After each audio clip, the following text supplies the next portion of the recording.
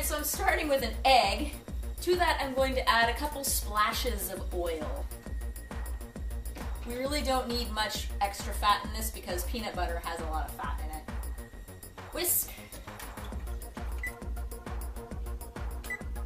This is a great batter because you don't have to worry about creaming anything or anything being certain temperatures or anything. It's a really lazy sort of throw everything together dish. So once those two things are combined, we're going to add a half a cup of peanut butter. Don't kill me, but I actually am a smooth peanut butter advocate. I really just prefer it. I'm not going to measure this because that gets really messy.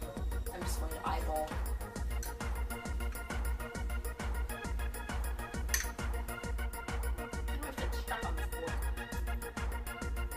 Since that was hippie organic peanut butter, I'm going to add some salt.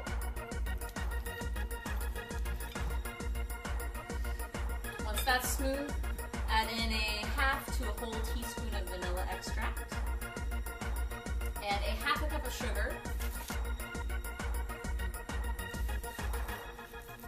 For our dry ingredients, you know how I hate mixing things in separate bowls and then mixing them together because it just dirties up another bowl. So I have almost a full cup of AP flour, to which I'm going to add a teaspoon of baking powder.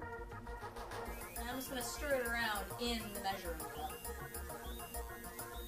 It's okay if little bits of it fall into your peanut butter mixture as you go. There, those are our dry ingredients. For the rest of our wet component, we have a half to 2/3 of a cup of milk. You want to add these in alternating. So a little bit of the dry along with a little bit of the milk.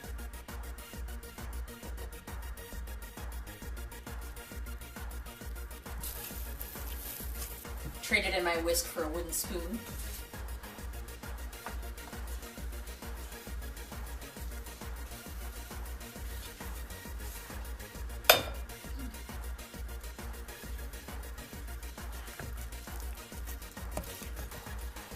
And this is about the consistency you want. It is a very thick batter. For our last touch, we're going to add about half a cup of chopped chocolate chips. I like to chop these chocolate chips because if they're whole, then they leave these really interrupting hard bits in your muffin. I like my muffin to be chewier and softer. So by making them smaller, they melt a little bit into the actual muffin, create a really nice contrast with the peanut butter. Some chips are going to be almost whole, and some of them are going to be almost like powder. It's all good. Gently incorporate.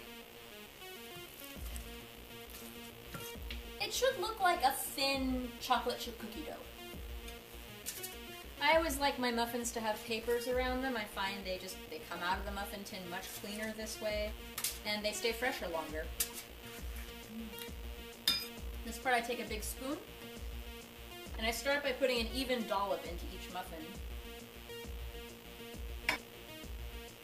And I like a nice bulging muffin top, so I come in for a second pass with the rest of the batter.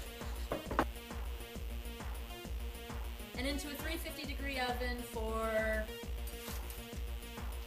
about 20 minutes.